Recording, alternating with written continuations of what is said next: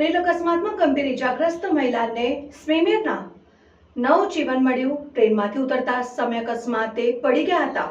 પેરિનિયલ flap reconstruction સહિત 3 operation કરાયા। સુરત મહાનગરપાલિકા દ્વારા સંચાલિત સ્વિમેર હોસ્પિટલમાં ડોક્ટરોની યોગ્ય સારવાર અને નર્સિંગ સહિતના સ્ટાફ દ્વારા લેવાયેલ યોગ્ય કાળજીને પગલે ટ્રેન અકસ્માતમાં ગંભીર રીતે ઇજાગ્રસ્ત મહિલા સંપૂર્ણ સાજી થઈ હતી અને 1.5 મહિના બાદ તેને ડિસ્ચાર્જ મળતા રાજી ખુશી અને હસતા મોઢે પોતાના ઘરે પહોંચી હતી। તેમજ સારવાર આપનાર ડોક્ટરો સહિતના સ્ટાફનો આભાર વ્યક્ત કર્યો હતો।